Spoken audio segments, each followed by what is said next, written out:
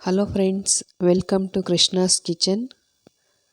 ಹಾಗೆಯೇ ಇವತ್ತಿನ ಸ್ಪೆಷಲ್ ಕಡಲೆಬೇಳೆ ಮಸಾಲ ವಡೆ. ಇದು ಸಾಯಂಕಾಲ ಸ್ನ್ಯಾಕ್ಸ್ಗೆ ಮತ್ತು ಮಳೆ ಬರಬೇಕಾದ್ರೆ ಚಳಿಗೆ ಸ್ಪೈಸಿಯಾಗಿ ತುಂಬ ಚೆನ್ನಾಗಿ ಗರಿಗರಿಯಾಗಿರುತ್ತೆ. ತಿನ್ನೋದಕ್ಕೂ ಕೂಡ ಹಾಗೆಯೇ ಎಲ್ಲರೂ ಇಷ್ಟಪಟ್ಟು ತಿಂತಾರೆ. ಮತ್ತು ಮಾಡುವ ವಿಧಾನ ನೋಡೋಣ. ನೋಡಿ, ಈಗ ನಾನೊಂದು ಬೌಲ್ನ ತೊಗೊಂಡಿದ್ದೀನಿ. ಅದಕ್ಕೆ ಒಂದು 200 ಗ್ರಾಮಷ್ಟು ಕಡಲೆಬೇಳೆನ ಹಾಕ್ಕೊಂಡಿದ್ದೀನಿ. ಮತ್ತು ಇದಕ್ಕೆ ಸ್ವಲ್ಪ ನೀರನ್ನು ಹಾಕ್ಕೊಂಡು ಹಾಗೆಯೇ ನೀಟಾಗಿ ಎಲ್ಲನೂ ತೊಳ್ಕೊಬೇಕು. ನೋಡಿ, ಈ ರೀತಿ ತೊಳೆದಿದ್ದಾದಮೇಲೆ ಈ ನೀರನ್ನು ಬಸಿದ್ಬಿಟ್ಟು ಮತ್ತು ಸ್ವಲ್ಪ ನೀರನ್ನು ಹಾಕ್ಬಿಟ್ಟು ಹಾಗೆಯೇ ಇದನ್ನು ಒಂದು 2 ಗಂಟೆ ನೆನೆಯೋದಕ್ಕೆ ಮುಚ್ಚಿಡಬೇಕು. ಈ ಕಡೆ ಚಿಕ್ಕದಾಗಿ ಒಂದು ಮಸಾಲಾನ ರೆಡಿ ಮಾಡ್ಕೊತಾ ಇದ್ದೀವಿ.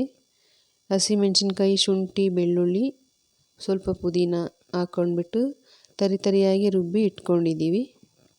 ಮತ್ತು ನೋಡಿ, ಮುಂಚೆನೇ ತೊಳೆದಿಟ್ಟಿದ್ವಲ್ಲ ಬೇಳೆ, 2 ಅವರ್ ಆಗಿದ ನಂತರ ಇದು ಚೆನ್ನಾಗಿ ನೆನ್ಕೊಂಡಿದೆ. ಹಾಗೆಯೇ ನೀರೆಲ್ಲನೂ ಸೋಸ್ಕೊಬಿಟ್ಟು ಒಂದು ಮಿಕ್ಸಿ ಜಾರ್ಗೆ ಎಲ್ಲನೂ ಕಾಳೆಲ್ಲ ಹಾಕ್ಕೊಳ್ತಾ ಇದ್ದೀವಿ. ಕಾಳನ್ನು ಹಾಕ್ಬಿಟ್ಟು ಇದನ್ನು ಹಾಗೆ ತರಿಯಾಗಿ ರುಬ್ಕೋಬೇಕು. ತುಂಬ ನೈಸಾಗೆಲ್ಲ ರುಬ್ಕೊಳಕ್ಕೆ ಹೋಗಬಾರ್ದು. ಸ್ವಲ್ಪ ತರಿಯಾಗಿದ್ದರೆ ಗರಿಗರಿಯಾಗಿ ವಡೆ ಚೆನ್ನಾಗಿ ಬರುತ್ತೆ. ನೋಡಿ, ಈ ರೀತಿಯಾಗಿ ಎಲ್ಲ ರುಬ್ಬಿಟ್ಕೊಂಡಿದ್ದೀವಿ. ಮತ್ತು ಒಂದು ಮಿಕ್ಸಿಂಗ್ ಬೌಲ್ನ ತೊಗೊಂಡು ರುಬ್ಬಿರ್ತಕ್ಕಂಥದ್ದೆಲ್ಲನೂ ಈಗ ಇದರೊಳಗಡೆ ಹಾಕ್ಕೊಳ್ತಾ ಇದ್ದೀವಿ. ಹಾಗೆಯೇ ಒಂದು 3ರಿಂದ 4 ಈರುಳ್ಳಿನ ಚಿಕ್ಕದಾಗಿ ಕಟ್ ಮಾಡಿ ಇಟ್ಕೊಂಡಿದ್ದೀವಿ. ಈರುಳ್ಳಿನೂ ಮತ್ತೆ ಹಾಕ್ಕೊಂಡಿದ್ದೀವಿ.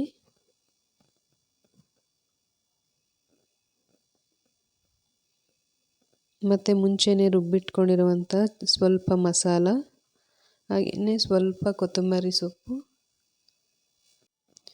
ಸೊಪ್ಪನ್ನು ಹಾಕ್ಕೊಂಡಿದ್ದೀವಿ. ಇದನ್ನು ಈಗ ಎಲ್ಲನೂ ನೀಟಾಗಿ ಮಿಕ್ಸ್ ಮಾಡ್ಕೋಬೇಕು. ನೋಡಿ, ಈರುಳ್ಳಿ ಮತ್ತು ಕಡಲೆ ಹಿಟ್ಟಿಂದು ಎಲ್ಲನೂ ಚೆನ್ನಾಗಿ ಮಿಕ್ಸ್ ಆಗಬೇಕು. ಹಾಗೆಯೇ ಇದಕ್ಕೆ ರುಚಿಗೆ ತಕ್ಕಷ್ಟು ಉಪ್ಪು. ನಾನಿಲ್ಲಿ ನೈಸ್ ಉಪ್ಪು ತೊಗೊಂಡಿದ್ದೀನಿ, ಒಂದು 3/4 ಟೇಬಲ್ ಸ್ಪೂನಷ್ಟು ಹಾಕ್ಕೊಂಡ್ಬಿಟ್ಟು ಈ ರೀತಿ ಎಲ್ಲ ಕೈಯಾಗಿ ಚೆನ್ನಾಗಿ ಎಲ್ಲನೂ ಕಲಿಸ್ಕೊಂಡು ಎಲ್ಲ ಈ ರೀತಿ ಮಿಕ್ಸ್ ಮಾಡ್ಕೋಬೇಕು. ನೋಡಿ, ಈ ಥರ ಎಲ್ಲನೂ ಚೆನ್ನಾಗಿ ಮಿಕ್ಸ್ ಮಾಡಿಬಿಟ್ಟು ಕಲಸಿ ಇಟ್ಕೊಂಡಿದ್ದೀನಿ. ಇದನ್ನು ಈಗ ಮತ್ತೆ ಚಿಕ್ಕದಾಗಿ ಎಲ್ಲ ಉಂಡೆಗಳನ್ನ ಮಾಡ್ಕೋಬೇಕು. ಉಂಡೆನ ಮಾಡಿಟ್ಕೊಂಡ್ರೆ ಬೇಗ ತಟ್ಟಿ ಎಣ್ಣೆಲಿ ಹಾಕೋದಕ್ಕೆ ಈಸಿ ಆಗುತ್ತೆ. ನೋಡಿ, ಈ ರೀತಿ ಎಲ್ಲನೂ ಉಂಡೆ ಮಾಡಿಬಿಟ್ಟು ಇಟ್ಕೊಂಡಿದ್ದೀವಿ. ಇದನ್ನ ಪಕ್ಕಕ್ಕೆ ಇಟ್ಬಿಟ್ಟು ಈಗ ನೋಡಿ, ಈ ಕಡೆ ಸ್ಟವ್ ಆನ್ ಮಾಡಿ ಒಂದು ಬಾಣಲಿನ ಇಟ್ಟಿದ್ದೀವಿ. ಅದು ಬಿಸಿಯಾಗಿದ ನಂತರ ಇದಕ್ಕೆ ಎಣ್ಣೆನ ಹಾಕ್ಕೊತಾ ಇದ್ದೀವಿ. ಈಗ ಎಣ್ಣೆನ ಬಿಸಿಗೆ ಇಟ್ಟು ಈ ಕಡೆ ನಾವು ನೋಡಿ ಉಂಡೆ ಮಾಡಿಟ್ಕೊಂಡಿದ್ವಲ್ಲ ಇದನ್ನು ಈಗ ನೀಟಾಗಿ ಈ ಥರ ಪ್ರೆಸ್ ಮಾಡಬೇಕು. ನೋಡಿ, ಈ ಥರ ಅಂಗೈಯಲ್ಲಿ ಇಟ್ಕೊಂಡು ಪ್ರೆಸ್ ಮಾಡಿದರೆ ಮಾರ್ಕ್ ಬೀಳಲ್ಲ, ಸೈಡಲ್ಲೂ ಓಪನ್ ಆಗಲ್ಲ, ಹಾಗೆ ಚೆನ್ನಾಗಿ ಬರುತ್ತೆ. ಈಗ ಎಣ್ಣೆ ಬಿಸಿಯಾಗಿದೆ. ಇದಕ್ಕೆ ನಾವು ವಡೆನ ಬಿಡ್ತಾ ಇದ್ದೀವಿ. ಎಲ್ಲನೂ ಈ ಥರ ಒತ್ತಿ ಎಣ್ಣೆಯಲ್ಲಿ ಹಾಕ್ಕೊಳ್ತಾ ಇದ್ದೀವಿ. ಸ್ಟವ್ನ ಮೀಡಿಯಮ್ ಫ್ಲೇಮಲ್ಲಿ ಇಟ್ಕೊಂಡು ಎಣ್ಣೆನ ತುಂಬ ಕಾಯ್ಸೋಕ್ಕೆ ಹೋಗಬಾರ್ದು.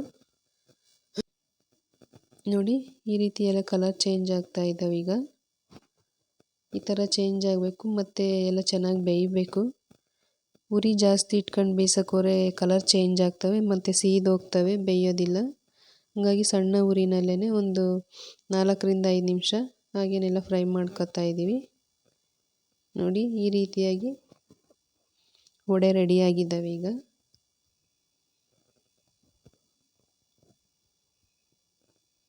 ಅದೇ ರೀತಿ ಮತ್ತೆ ಉಳಿದಿರ್ತಕ್ಕಂಥ ಎಲ್ಲ ವಡೆನೂ ಎಲ್ಲನೂ ಹಾಗೆ ಪ್ರೆಸ್ ಮಾಡಿ ಈ ಥರ ಎಣ್ಣೆಲಿ ಹಾಕ್ಬಿಟ್ಟು ಎಲ್ಲನೂ ಫ್ರೈ ಮಾಡಿ ತೆಗೆದಿಟ್ಕೊಂಡಿದ್ದೀವಿ. ನೋಡಿ, ಈ ರೀತಿಯಾಗಿ ಕಡಲೆಬೇಳೆ ಮಸಾಲ ವಡೆ ರೆಡಿಯಾಗಿದ್ದಾವೆ. ಇದು ಮಳೆ ಬರಬೇಕಾದ್ರೆ ಚಳಿಗೆ ಮತ್ತು ಸಂಜೆ ಸ್ನ್ಯಾಕ್ಸ್ಗೆ ತುಂಬ ಚೆನ್ನಾಗಿರುತ್ತೆ. ಎಲ್ಲರೂ ಕೂಡ ಇಷ್ಟಪಟ್ಟು ತಿಂತಾರೆ.